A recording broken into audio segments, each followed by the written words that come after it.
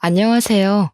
저는 지금 남편과 이혼 소송 중인 30대 여자입니다. 남편은 아직도 이혼할 수 없다고 버티지만 저는 더 이상 남편과 시댁이 소름이 끼쳐서 같이 살 수가 없네요. 어떻게 사람 하나를 바보처럼 만들 수가 있는 것인지 아직도 이해가 되지 않습니다. 그 일을 떠올리면 남편에게 이혼 소송이 아니라 고소를 하지 않은 게 다행이라고 말할 정도였으니까요. 남은 평생 반성하면서 용서를 구해도 모자랄 판에 어쩔 수 없다는 말만 내뱉는 남편이 정말 끔찍하게 느껴지네요. 치를 떨게 했던 제 시댁 이야기를 이제 말씀드리겠습니다. 남편과 저는 꽤 오랫동안 연애를 하고 결혼하게 되었습니다. 무려 5년을 사귀고 결혼했으니 만난 시간이 짧은 건 아니었죠. 결혼 전에는 남편이 자신의 상태를 몰랐을 테지만 미리 알았다고 해도 남편은 제게 아무 말 하지 않고 결혼을 했을 겁니다. 짧지 않은 시간을 함께 보내고 결혼했습니다만 역시 결혼은 연애와 다르더군요. 연애 시절과는 다른 남편의 모습에 처음에는 제가 그동안 만나왔던 사람이 맞나 싶었죠. 사람이 확 바뀐 건 아닌데 뭔가 힘이 빠진 사람처럼 보였다고 할까요? 무언가 사람이 자신감 없는 것처럼 보이면서 맥 빠진 사람처럼 보였습니다. 연애 시절에는 항상 자신감이 넘치고 활기가 있던 사람이 그러고 있으니 걱정이 되었습니다. 회사에 무슨 일이라도 있어서 저러는 건가 싶었죠. 자기야, 회사에 무슨 일이라도 있어? 요즘 왜 그래? 축 처져서 무슨 일이 있으면 나한테 말이라도 해봐. 그래야 도울 수 있는 일이면 같이 도와주지. 아니야, 별일 아니니까 신경 쓰지 않아도 돼. 진짜야, 신경 쓰지 마. 남편은 스스로 별일 아니라고 했지만 남편만 바라보는 저는 속이 참 불편하더라고요. 제가 어디선가 들은 바로는 남자도 혼자만의 시간을 가지는 게 중요하다고 하더군요. 그래서 자꾸 이유를 캐물으면 남편이 짜증을 낼까 싶어 남편에게 혼자만의 시간이 생기도록 많이 노력했습니다. 남편의 기운 빠진 모습은 하루 이틀을 넘어 한 달이 넘어가도 좀처럼 좋아지지 않았습니다. 무슨 일 때문에 저렇게 우울해 보이나 싶어도 무슨 일인지 말을 안 해주니 알 수가 없었죠.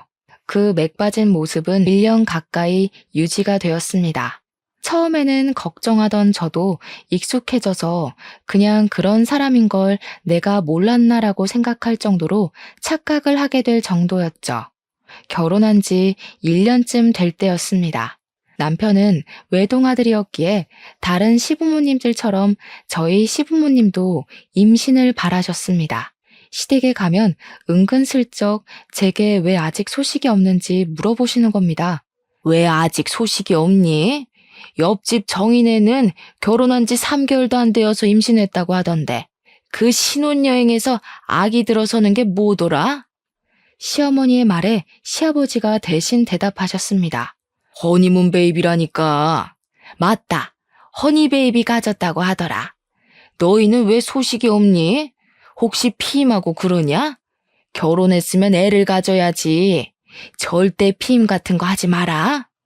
허니문이래도. 시끄러워. 내가 말하고 있잖아.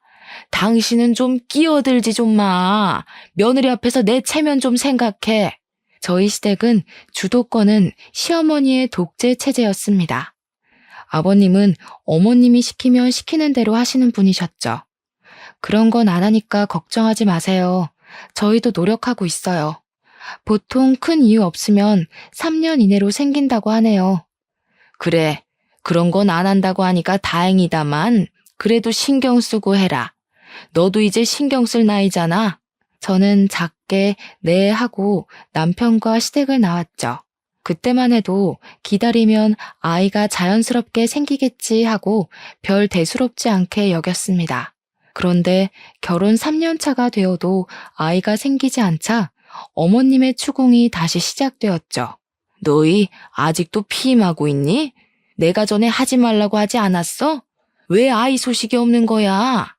저희도 애 낳고 싶어요, 어머니. 그런 거 안 한다고 말씀드렸잖아요. 제 말을 들은 어머님의 두 눈이 동그래지시는 겁니다. 지금까지 저희가 아이가 안 생기는 것은 피임 탓이라고 생각하고 계셨나 보더라고요. 아이고, 그게 무슨 말이냐? 피임을 하지 않는데도 아직도 아이가 안 들어선다는 말이야? 산부인과는 가봤니? 검사는 해봤어? 속사포 같은 어머님의 말에 대답했습니다. 그럼요. 아무 이상 없다고 기다려보라고 했어요. 너무 걱정하지 마세요. 요즘은 다 임신이 늦어진다고 의사 선생님께서 그랬어요. 3년간 기다렸는데 뭘 더 기다리라는 거냐? 너희들 나이는 생각도 안 하니? 더 기다렸다가는 환갑에 아이 낳을 거니? 안 되겠다. 너 내일 오후에 시간 비워둬라. 알았지? 나랑 같이 갈 데 있으니까. 제가 안 된다고 말해봤자 그게 어머님 귀에 들어올 리가 없었죠. 회사에 반차를 쓰고 어머님을 따라 나서야 했습니다. 어머님이 저를 데리고 간 곳은 허름한 건물에 있는 한의원이었습니다. 연식이 느껴지는 한의원 안에서는 젊은 여자들이 앉아서 기다리고 있더라고요. 여기가 그렇게 명이라고 하더라. 너 내 친구 양순이 알지? 왜 결혼식에서 내가 인사시켜줬잖아. 걔네 며느리도 여기서 침 맞고 바로 임신이 됐다고 하더라고.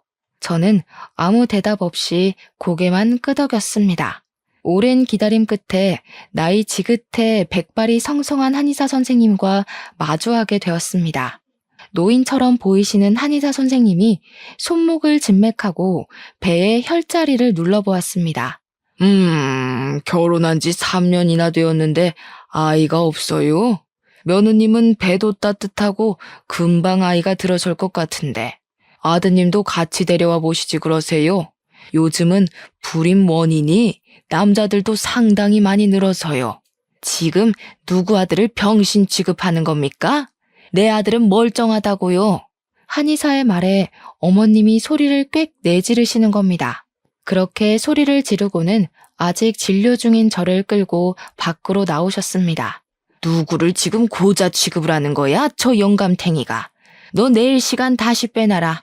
나랑 다른 병원 갈 테니까. 알았니?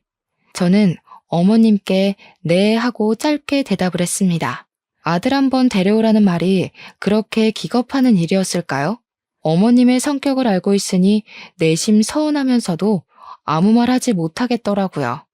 한마디 잘못했다가 달달 볶일 생각을 하니 그냥 네네 하면서 어머님의 비위를 맞춰주는 게 좋다고 생각했죠. 한동안 어머님의 손에 이끌려 산부인과 병원을 더 돌아야만 했습니다. 마지막으로 난임 전문병원에 들러 나팔관 조영술이라는 시술을 받아야 했죠. 나팔관 양쪽도 정상적이시고 생리주기도 정확하고 자궁 내막 두께도 좋고 근종 같은 것도 없이 깨끗하니 더 기다려보는 게 어떨까요? 며느님은 아주 건강합니다. 얼마나 기다려야 아이를 가질 수 있는데요? 정 그렇게 급하시면 인공수정이나 시험관을 해보는 방법도 있습니다. 아드님과 같이 한번 병원에 들리시죠. 요즘은 남자들 불임도 많아서. 어머님은 알았다고 하면서 다시 병원을 나오셨습니다. 이렇게 임신에 적극적이시면서 왜 아들이 정상적이지 않다는 말만 나오면 격하게 반응을 하시는지 알 수 없었습니다. 어머님의 그 모습이 은근히 속상했죠. 꼭 제게 문제가 있다는 뜻으로 보였으니까요. 어머님은 여러 명의 의사들에게 제가 지극히 정상이라는 말을 듣고서야 병원 투어를 멈추셨죠. 제가 정상이라는 말을 듣고도 어머님은 임신에 더욱 적극적으로 나오셨습니다. 몸에 좋다는 음식은 다 해먹이기 시작했죠. 보약이며 보양식이며 안 먹은 게 없을 정도였습니다. 그런 어머님의 정성에도 5년 넘게 저희에게 아이는 찾아오지 않았죠. 기다리기가 지쳤는지 어머님이 저희에게 먼저 시험관을 하는 게 어떻겠냐고 말하셨습니다. 아이가 쉽게 생기지 않을 것 같으니까 시험관을 해보는 건 어떻겠니? 보통은 나팔관이 막혀있지 않으면 인공수정을 하는 게 일반적인데 어머님은 인공수정을 건너뛰고 시험관을 하라니 깜짝 놀랐습니다. 그런데 제가 병원에 다녀왔을 때는 시험관보다 인공수정을 해보라고 하던데요. 바로 시험관을 하는 건 좀 그렇지 않을까요? 너는 하나는 알고 둘은 모르는구나. 어차피 인공수정을 하든 시험관을 하든 호르몬 주사를 맞는 건 똑같아. 그런데 뭐하러 인공수정하고 시험관을 또 하니? 그냥 처음부터 시험관을 하는 게 낫지. 그건 그런데요. 비용 차이가 엄청나잖아요. 인공수정은 정말 얼마 안 들어요. 돈 걱정하지 말고 시험관부터 해라. 다 너 생각해서 하는 말이야. 이럴 때는 어른 말 듣는 거야. 어머님의 성격을 잘 알고 있었으니 더는 토를 달지 않기로 했죠. 어차피 인공수정이 실패하면 시험관을 해야 하는 건 맞는 말이었으니까요. 시험관을 하는 일은 정말 쉬운 일이 아니었습니다. 호르몬 주사를 맞는 것도 그랬지만 3일에 한 번 정도는 병원에 가서 난소에 있는 난자가 얼마나 컸는지 봐야 했기 때문이었죠. 그래도 아기를 갖기 위해서는 어쩔 수가 없었습니다. 저도 제 친구들처럼 아이를 낳아 남편과 알콩달콩 살고 싶었습니다. 아이만 가질 수 있다면 이런 고생쯤은 아무것도 아니라고 생각했죠. 어느새 시간은 흘러서 배란 채취일이 되었습니다. 신선한 정자를 난자에 넣기 위해서는 남편이 병원에 직접 방문하는 게 가장 좋은 방법이었죠. 어머님은 제 병원 스케줄을 하나하나 직접 관리를 하셨기에 그날도 병원에서 나오면서 어머님께 전화를 했습니다. 어머니, 난자 채취일에는 남편과 같이 오라고 하네요. 신선한 정자를 채취해야 한다고요. 너는 회사 다니는 사람 거기까지 불러내야겠니? 내가 알아보니 정자를 집에서 채취해가는 것도 가능하다고 하는구나. 그러니까 병원에서 주는 통 받아서 집으로 가져와라. 몸보신해야 건강한 난자가 나오지. 정말 어머님께서는 모르시는 게 없었습니다. 어머님의 말을 반신반의하며 병원에 남편이 같이 오지 못할 것 같다고 말했습니다. 그랬더니 정말 작은 보온통 같은 것을 주는 겁니다. 직원 말로는 그냥 줄 수는 없고 특별한 사유가 있을 경우에만 지급해준다고 하면서 몇 번의 확인 절차를 거친 후에 통을 주었습니다. 그러면서 될 수 있으면 신선한 상태에서 받아오라고 하더라고요. 저는 그것을 받아서 어머님 댁으로 향했습니다. 어머님 댁을 가니 이번에도 상다리가 부러지게 음식을 차려놓고 기다리고 계셨습니다. 마침 남편도 퇴근해서 왔고 오랜만에 진수성찬이라 남편과 저는 참 허겁지겁 먹었네요. 식사를 끝냈더니 아직 초저녁인데도 잠이 솔솔 오기 시작하는 겁니다. 내일이면 지겨운 호르몬 주사도 끝이라는 생각을 해서인지 꾸벅꾸벅 졸기 시작했고 남편도 일하느라 졸리다며 같이 남편 방에 들어가 잤습니다. 그렇게 8시간을 내리잤더니 어찌나 개운하던지 몸이 찌푸둥했지만 정신은 참 맑아지더라고요. 그런데 남편도 저랑 같이 일어난 줄 알았는데 책상 위에 놓여져 있던 통을 보니 이미 그게 받아져 있더라고요. 남편이 아침에 시간이 없을 것 같아서 새벽에 미리 받아놓았다고 말하면서 아침을 먹자마자 급하게 출근을 했습니다. 아침 일찍 난자를 채취해야 했기에 저도 그 통을 들고 예약해둔 병원에 아침 일찍 방문했죠. 난자를 채취하고 바로 정자를 난자에 삽입해서 체외 수정을 해서 배아를 만든다고 하는 겁니다. 보통은 3일 뒤에 다시 와서 제 자궁 속에 집어넣기만 하면 된다고 하니 마음이 설레더군요. 아직 배아들이 제 몸속에 들어가지도 않았지만 벌써 마음은 엄마가 된 느낌이었습니다. 난자는 12개가 나오고 건강한 상금 난자는 8개가 나왔다고 의사 선생님이 오셔서 말씀하셨습니다. 상금 난자가 많이 나올수록 건강하고 튼튼한 배아들이 많이 생긴다고 하셨어요. 저는 3일 뒤에 남편과 같이 병원에 내원해서 건강한 배아 2개를 자궁에 넣어 심게 되었습니다. 선생님은 건강한 배아가 3개나 더 있다고 하시면서 냉동을 할 거냐고 물어보더라고요. 남은 배아는 냉동해 드릴까요? 추가로 돈이 들기는 하지만 냉동을 해두시면 다음에는 난자 채취하지 않고 바로 이식만 하실 수 있어요. 호르몬 주사를 맞아야 하는 번거로움이 없다고 하기에 저는 당연히 그렇게 하겠다고 했습니다. 네, 해주세요. 임신 확인은 언제 하게 되는 건가요? 11일 후에 오셔서 피검사 하시면 임신 여부를 확인하실 수 있습니다. 11일 후면 임신 여부를 알 수 있다니 마음이 싱숭생숭해졌습니다. 뱃속에는 이미 아이가 있지만 무사히 아이들이 자궁 내벽에 착상해야 임신되는 것이었죠. 그 기간이 정말 기다려졌습니다. 배아 사진이라고 제 손에 쥐어주는데 동글동글한 세포 분열 중인 배아가 2개가 찍혀 있더군요. 너무 신기하고 저 덩어리들이 제 뱃속에서 아기가 된다니 믿을 수 없었죠. 한참을 쳐다보았죠. 이식 후 2시간 동안 안정을 위해 침대에 누워 있다가 집으로 돌아갈 수 있었습니다. 집으로 돌아오는 길에 소식을 기다렸을 어머님께 전화를 드렸습니다. 어머님, 지금 이식 끝내고 집으로 돌아가는 길이에요. 2개 이식 끝냈고요. 3개는 냉동을 해두고 왔어요. 11일 후에 피검사하면 임신인지 알 수 있대요. 그래? 아유, 잘했다. 그런데 왜 너희 집으로 가니? 우리 집으로 와라. 이제부터가 진짜 시작이야. 몸 조심하고 잘 먹고 해야 아이가 잘 붙어 있지. 그리고 너 회사에 전화해서 당분간 쉰다고 해라. 꼼짝 않고 누워 있어야 착상이 잘 된다고 하더구나. 우리 집으로 와서 푹 쉬다가 임신되면 그때 출근해. 임신이 되면 출근하라는 소리에 깜짝 놀랐습니다. 오늘 하루도 팀장님께 사정해서 받은 월차였거든요. 네? 그게 무슨 말씀이세요? 당분간 쉬라뇨.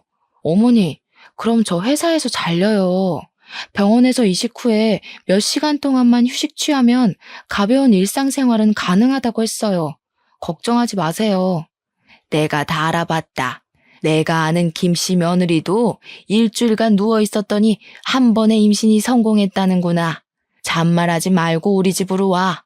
어머님은 무조건 시댁으로 오라고 명령하며 전화를 끊어버리셨습니다. 그 성격을 누가 막을 수가 있을까요? 집으로 향하던 차를 돌려 시댁으로 향하게 되었습니다. 어머님이 말린다고 출근을 안 할 수는 없는 노릇이니 식사를 하면서 괜찮다고 안심을 시켜드려야 했습니다.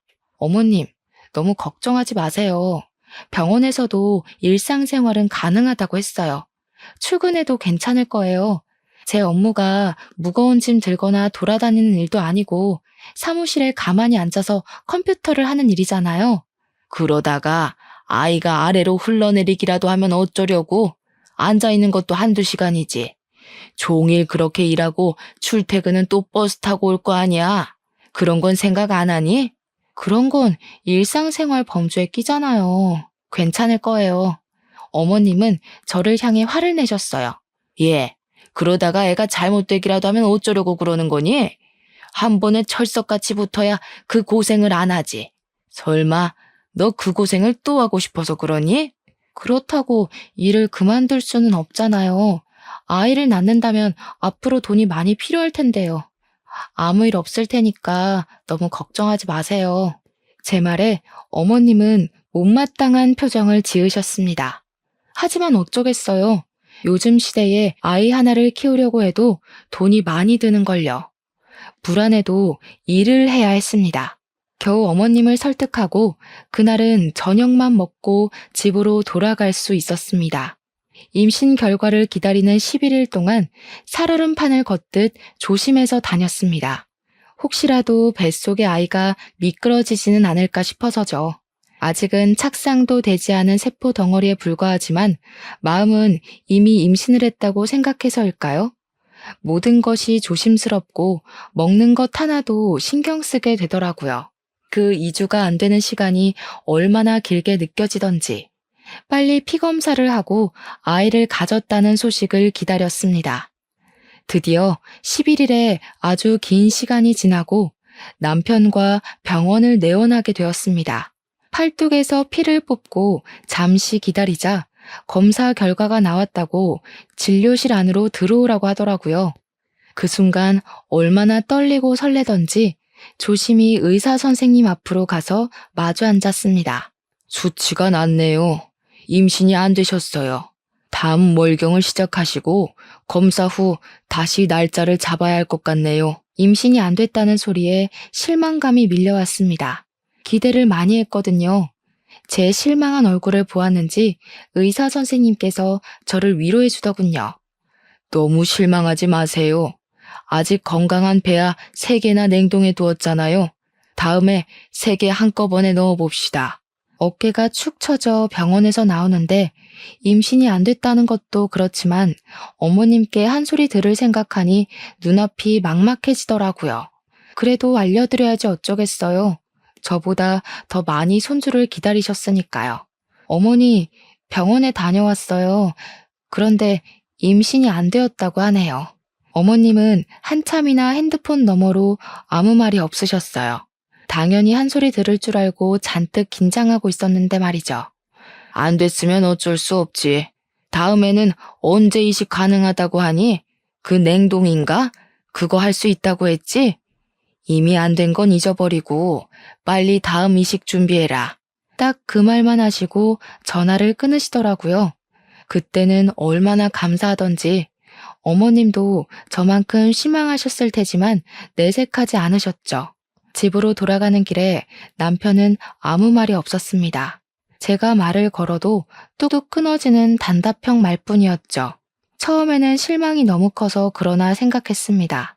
그런데 며칠이 지나도 그의 기분은 쉽게 나아지지 않는 겁니다. 예전처럼 또 말을 잘하지 않는 남편의 모습에 저도 점점 지쳐만 갔습니다. 착상에 실패해서 저도 예민할 수밖에 없었던 상황이었고, 이제는 남편에게 말 거는 것조차 포기하고 말았습니다. 그렇게 서로 대화를 잃어간 채 한 달이 지나버렸고, 어김없이 생리가 터지고 말았습니다.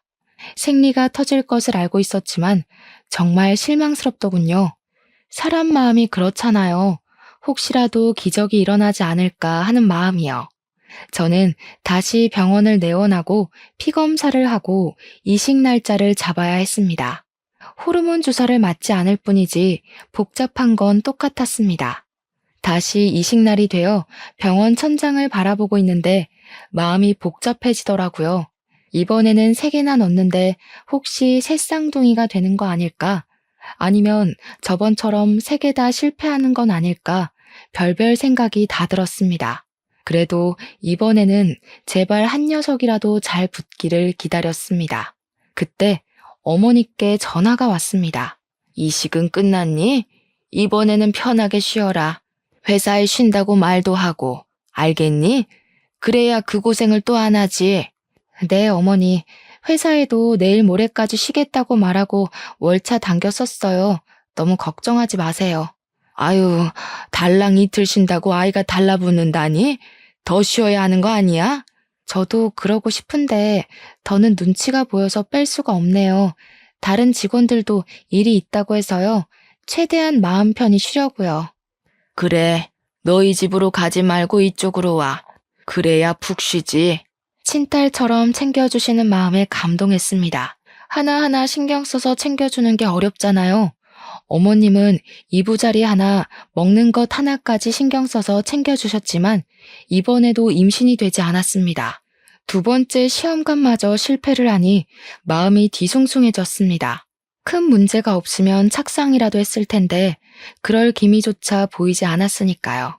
간혹 면역 이상이 생겨 배아가 착상하지 못하게 하는 경우도 있다고 했거든요. 하지만 저를 가장 힘들게 한 건 바로 남편의 무관심이었어요. 고생했다. 그 한마디가 그렇게도 어려운 걸까요? 남편은 그 한마디조차 제게 해주지 않는 겁니다. 모든 일을 남일처럼 방관하는 남편이 너무 얄미워 죽겠는데 어머님께서도 저번처럼 그냥 넘어가시지 않으셨죠. 너는 무슨 애가 2번씩이나 아이를 흘려보내니? 정말 너한테 큰 문제가 없다고 했니? 나는 아무래도 그 병원이 못 믿었다. 어떻게 2번이나 실패할 수가 있지? 다른 집 며느리들은 척척 잘도 붙더구만. 아유, 내가 말을 안 하려고 해도 안 할 수가 없다. 어머니, 정말 죄송해요. 저도 이번에는 정말 조심한다고 했는데 제 아이들이 아니었나 봐요. 말은 그렇게 했지만 속으로는 서러워 미치겠더라고요. 저도 엄마가 되고 싶고 아이를 품고 싶은 마음은 간절한데 왜 임신 실패는 전부 여자 탓인 걸까요? 차라리 여자가 아니었다면 이런 고통은 안 겪어도 되지 않았을까 하는 생각도 들었죠. 아무튼 다음에 다시 시험관 준비해라. 이번에는 직장을 그만두고서라도 임신을 해야지. 이렇게 해서 어느 세월에 임신한다니? 직장을 그만두라는 말에 숨이 턱 막혀왔습니다. 제 모든 인생을 임신에만 매달려야 하는 건 아니잖아요. 어머님이 직장까지 그만두고 임신에 집중하라고 하는데 저는 그러고 싶지 않았습니다. 꼭 아이를 낳고 살아야 될 필요도 없고요. 상황에 맞춰 살면 되는 거 아닐까요? 그래서 처음으로 어머님께 반기를 들었습니다. 대답 안 하고 뭐하고 서 있는 거야? 직장 안 그만둘 거니? 응? 그렇게 해서라도 아이를 가져야 할 거 아니야. 조금 쉬었다가 하면 안 될까요? 연속으로 2번이나 시험관을 했더니 몸이 너무 축난 것 같아요. 몸이 회복되고 나서 할게요. 그게 무슨 말이야? 하려면 바로 해야지. 아이가 너를 기다려주기라도 한다던? 바로 해라. 벌써 너희가 아이를 못 가진 게 몇 년인지 알기나 하니? 벌써 낳아도 2~3명은 낳았겠다.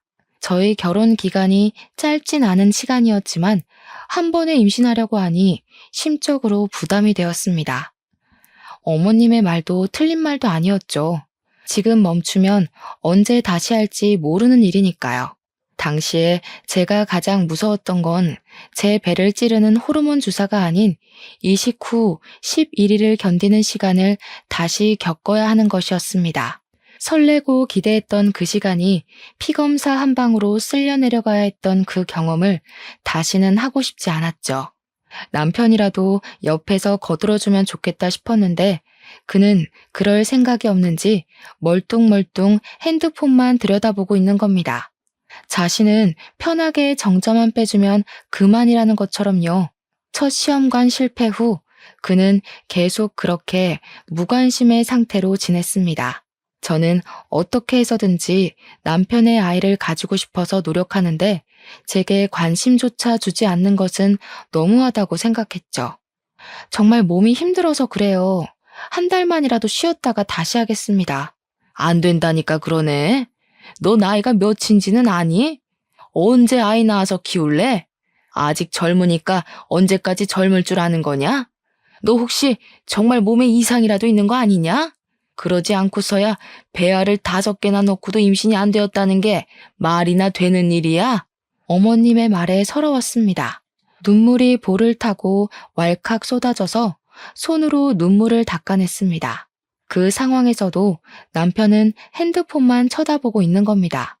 속이 뒤집히려고 하는데 어머님 옆에 있던 아버님이 남편 대신 말을 거들어 주셨죠. 아유, 그만 좀 해. 며느라기가 울잖아. 한 달 쉰다고 안 생길 아이가 생기는 것도 아니고 생기려면 때 되면 생기겠지. 지금 이 양반이 알지도 못하면 가만히 앉아서 텔레비전이나 봐. 내가 지금 며느리랑 이야기 중인 거 안 보여? 유일하게 제 편을 들어주던 아버님은 어머님의 핀잔에 입을 다물고 시선을 텔레비전으로 돌리셨습니다. 그 상황에서 제가 할 수 있는 것은 알겠다는 말밖에 없었습니다. 마음이 내키지 않으니 집으로 돌아오는 내내 정말 시험관을 다시 해야 하는 게 맞는 건지 의문이 들었죠. 정말 너무하다고 생각하지 않아? 나는 어떻게 해서든지 당신 아이 가지고 싶어서 노력하는데 당신은 뭐야? 어머님이 바로 이어서 하라고 다그칠 때 한마디라도 거들어줄 수는 없어? 꼭 그렇게 핸드폰만 들여다보고 있어야 해? 나보다 핸드폰이 더 중요하냐고. 남편도 제게 신경질적으로 반응을 했습니다. 내가 무슨 말을 해야 하는 건데? 시험관 실패한 건 당신이지 내가 아니잖아. 그런데 나보고 무슨 말을 하라고 그러는 거야? 자기가 하기 싫으면 그냥 하기 싫다고 말하면 되잖아. 당신도 아이 가지고 싶어서 그만두겠다는 말 안 하는 거 아니야? 남편의 말에 기가 막혔습니다. 남편의 말은 꼭 저 혼자 아이를 가지고 싶어 안다라는 사람 같았죠. 본인은 아이를 원치 않았다는 듯이 말이죠. 당신은 아이를 원하지 않는다는 소리야? 왜 시험관으로 생기는 아이는 당신 아이 같지가 않아? 저번부터 왜 그러는 건데? 난 당신만 있으면 돼. 아이 없어도 괜찮다고. 그런데 당신이나 어머니는 아이를 안 가지면 큰일 나는 사람들처럼 구니까 그렇지. 뭐? 내가 언제? 나는 어머님이 시키니까 그대로 따랐을 뿐이잖아. 당신도 결혼한 지 1년도 안 됐을 때부터 어머님이 나 앉혀놓고 한 이야기 다 들었잖아. 그런데 왜 내 탓을 하는 거야? 당신이 아이를 원하지 않았으면 어머님께 한마디 했어도 됐잖아. 이제까지 아무 말 없이 가만히 있었으면서 왜 나를 아이 못 가져서 미친 사람처럼 말하는 거냐고. 내가 언제 아이 못 가져서 미친 사람이래? 적당히 해도 되는데 정도를 넘어서니까 그렇지. 그러니까 어머님 성격을 잘 아는 당신이 그 한마디를 해주었으면 되는 거라고. 저희는 그렇게 같은 말을 하면서 한참을 싸워야 했습니다. 그리고 어김없이 어머님의 재촉이 시작되었죠. 생리는 시작했니? 생리하면 병원에 다녀와야지. 시험관 빨리 하고 아이를 낳아서 살아라. 그래야 사람 사는 정도 느끼는 거야. 내 말 알겠지? 어머님, 저희 아이 없어도 괜찮을 것 같아요. 그이도 아이를 가지고 싶은 마음이 별로 없는 것 같고요. 저도 이번에 아이에 대한 마음 내려놓았어요. 핸드폰 너머로 어머님의 분노가 그대로 전해져 왔습니다. 그게 무슨 말이냐? 아이를 안 가져도 된다니? 세상에, 내가 요즘 애들이 아이 안 낳는다는 말은 들어보긴 했다만 내 며느리한테 그런 말 들을 줄은 생각하지도 못했다. 시집 왔으면 당연히 자식을 낳아야 한다는 생각을 해야지. 그럼 뭐하러 결혼한다니? 당장 병원 가라. 알겠니? 변명할 틈도 없이 어머님은 핸드폰을 끊어버리셨습니다. 별 수 있나요? 이혼하지 않고 시댁과 연을 끊고 살 것이 아니면 어머님 말씀에 따라야죠. 저도 아이는 가지고 싶었습니다. 단지 시간을 여유 있게 가지고 몸과 마음이 회복하면 다시 시작하고 싶었던 거였죠. 다시 호르몬 주사를 맞으면서 난자 채취일이 되자 어머님은 저희를 다시 시댁으로 부르셨습니다. 저를 위해 어머님의 헌신적인 케어가 시작된 거였죠. 너희 내일 난자 채취하지? 오늘 우리 집으로 와라. 아들 거 받을 통도 챙겨온 거지? 꼭 들고 와라. 알겠지? 병원에서는 남편이 직접 와서 하는 게 가장 신선하다고 하는데요. 이번에는 남편이랑 같이 가서 받아올게요. 너는 무슨 바쁜 애를 자꾸 병원에 데리고 가려고 하니? 너도 일 그만두면 누가 너희를 먹여 살려? 잔말 말고 통이나 받아와. 제 생각으로는 신선한 정자가 성공률이 더 높을 것 같은데 굳이 정액을 받아서 가라니 이해가 되지 않았습니다. 남편과 충분히 갈 수 있는 시간이고 거리인데 말이죠. 그런 의문을 품고 저희는 시댁으로 향했습니다. 어머님은 저를 위해 다시 상다리가 부러지게 음식을 차려주셨습니다. 너무 감사했죠. 이번에는 꼭 착상에 성공해서 어머님께 손주를 안겨드리고 싶었습니다. 그런데 저녁을 먹고 나니 졸음이 밀려들었습니다. 몇 달 동안 몸을 축내며 시험관을 하면서 최근에 체력이 많이 떨어졌는지 조금만 무리한다 싶으면 졸음이 쏟아져 왔거든요. 저녁 식사를 마친 상을 치우는 중에도 눈꺼풀이 감겨왔어요. 참아보려고 눈을 부릅떠도 눈이 감겨오는 겁니다. 서둘러 상을 치워놓고 남편의 방으로 들어가서 먼저 잠을 자게 되었습니다. 한 3시간 정도 잤을 때 목이 말라 깨고 말았죠. 그런데 거실에서 사람들의 목소리가 귓속에 들려왔습니다. 잠결이라 잘 들리지 않았지만 남편의 목소리라는 것은 확실히 알겠더라고요. 이거 꼭 계속해야 해요? 그냥 그만하면 안 돼요. 아이 없이 그냥 살겠습니다. 그게 저희에게도 더 좋을 것 같고요. 어머님께 그렇게 말을 해주니 남편이 제 앞에서는 내색 안 하더니 뒤로는 이렇게 내 편을 들어주고 있구나 속으로 뿌듯했습니다. 그런데 뒤에 들려오는 말이 조금 이상해지기 시작했죠. 그게 무슨 말이야? 아이는 있어야지. 아이 있는 것하고 없는 것하고 얼마나 차이가 크게 나는지 알기나 하는 거야? 이렇게 해서 낳은 아이가 제 아이예요? 아버지 아이잖아요.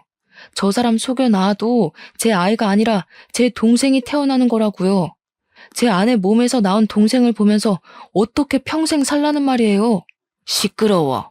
그렇게 해서라도 아이를 낳아야 고자라는 소리를 안 듣지. 아휴, 난 부끄러워서 어디 가서 말도 못하고. 아이 하나만 떡하니 낳아봐라. 아무도 네가 그 무엇이냐, 무정자증이라는 거 아무도 모를 거다. 순간 제 귀를 의심했어요. 남편의 아이가 아니라 아버님의 아이라니. 거기다 남편이 무정자증이라는 말은 처음 듣는 말이었죠. 화가 머리끝까지 치밀어 오르자 밀려 들어오는 잠도 확 깨버리는 겁니다.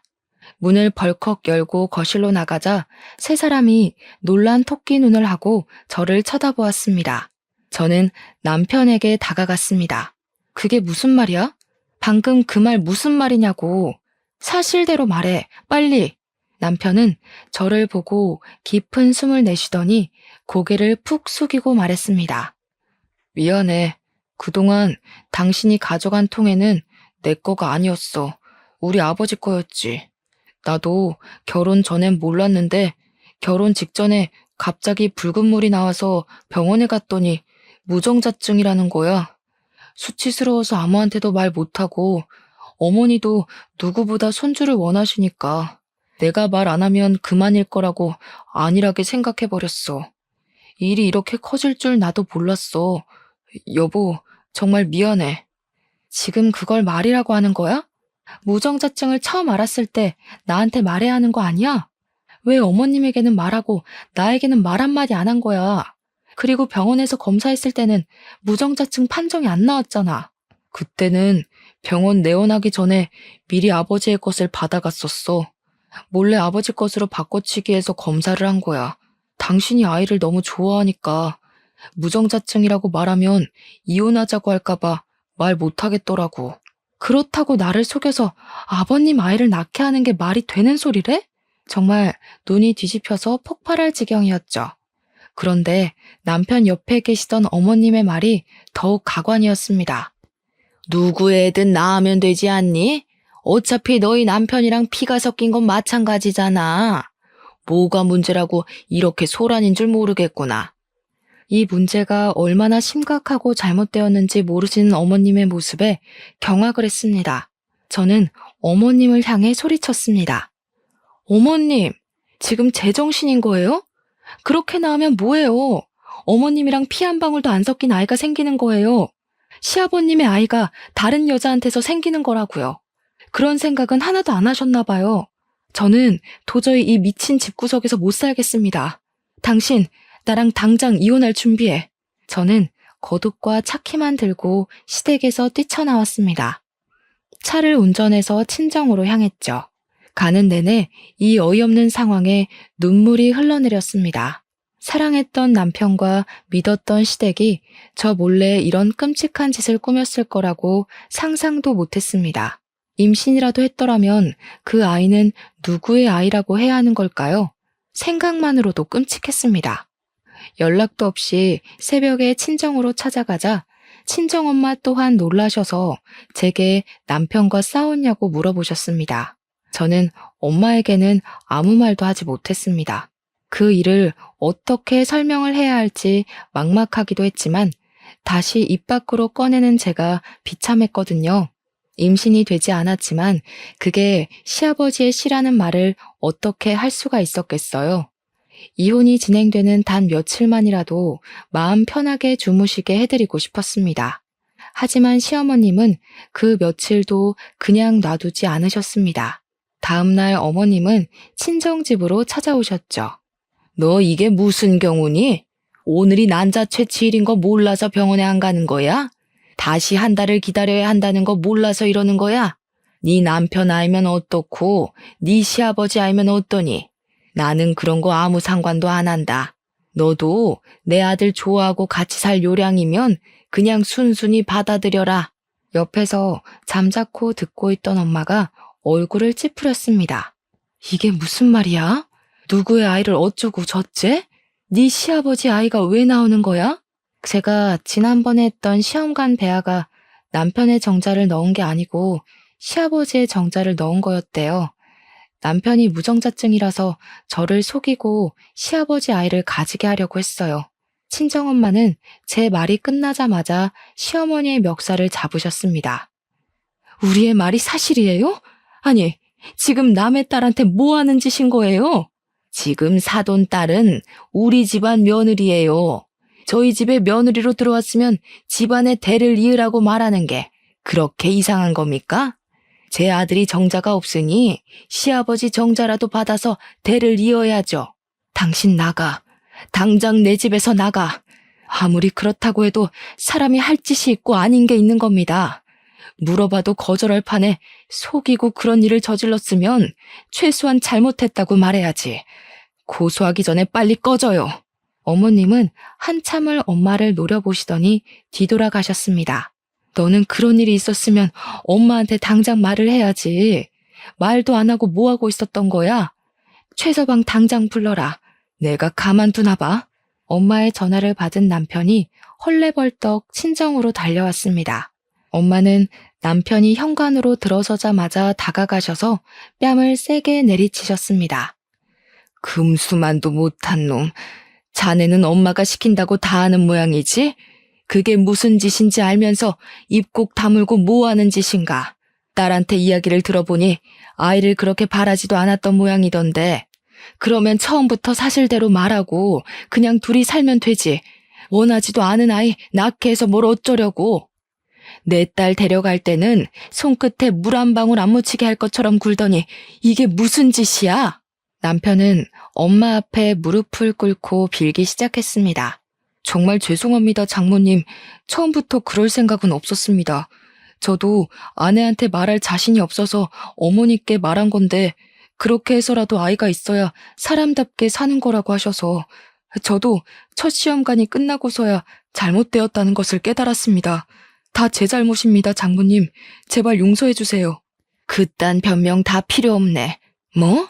늦게 깨달아? 처음부터 알았어야지. 이혼 서류는 내가 다 준비해놨으니까 자네는 서류에 사인만 하면 되네. 당장 내 딸이랑 이혼하게. 안 됩니다, 장모님. 저는 이제 정말 아내뿐입니다. 제가 무정자증인 걸 알았으니 그냥 둘이 살아도 되는 거 아닌가요? 왜 이혼을 해야 합니까? 미쳤냐? 내가 고자랑 살게? 이 일이 있기 전에는 사랑이라도 있어서 살았겠지만 당신이 한 짓을 봐. 정이 안 떨어지겠어? 지금은 당신 얼굴만 봐도 소름이 돋고 구역질이 나. 남편을 향해 소리를 꽥 질렀습니다. 제발 자기야. 나는 당신 없으면 살 수 없어. 당신도 알잖아. 나는 이제 당신뿐이야. 한 번만 용서해줘. 다시는 이런 일 없게 할게. 당신이 원한다면 우리 집이랑 연도 끊을 수 있어. 착각하지 마. 난 당신 어머님이 싫은 게 아니라 나한테 한마디도 안 했던 당신한테 실망한 거야. 내가 시험관에 실패했을 때 따뜻하게 한마디라도 건네주었어? 그 고통은 온전히 나 혼자 견뎌야 했잖아.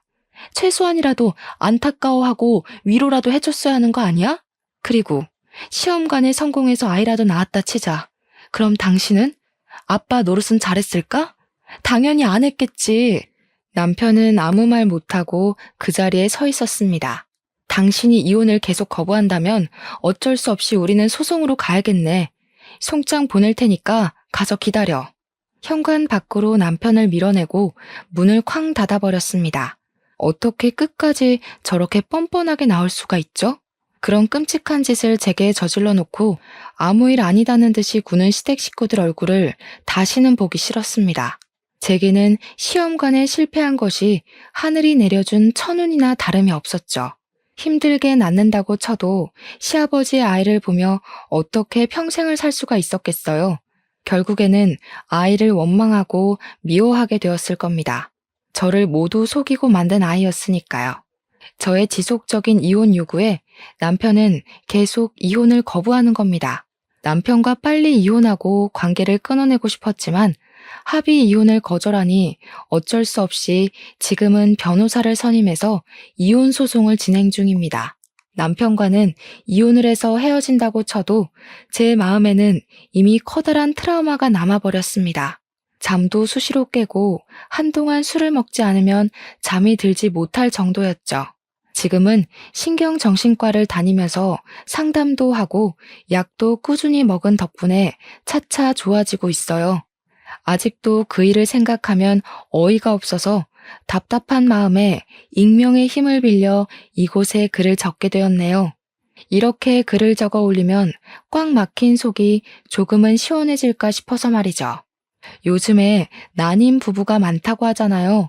일부러 아이를 안 가지고 둘이서만 사는 부부도 많이 늘어나고요. 그런데 왜 시어머니는 제게 시아버지 아이까지 낳아가면서 아이를 키우게 하려는지 이해가 되지 않았어요. 아들이 고자라는 게 그렇게도 싫었던 것일까요? 제 친구 말로는 어머님이 아들이 몸에 이상이 있다는 것을 인정하고 받아들이지 못해서 그런 일이 생긴 것 같다며 말하더라고요. 저도 곰곰이 생각해보면 납득할 만한 이유가 그것밖에 없더라고요. 시어머니는 항상 다른 사람의 말보단 자신의 말이 옳고 바르다고 생각했으니까요. 제 사연을 보면서 어떤 생각을 하셨을지 모르겠네요. 일단 저는 저와 같은 사연은 없었으면 좋겠네요. 자식만이 자신을 평가하는 잣대는 아니잖아요. 이 세상에는 각자의 모습대로 사는 많은 사람이 있으니까요. 모두 즐거운 일만 가득하시길 빌면서 이만 긴 글을 줄이겠습니다.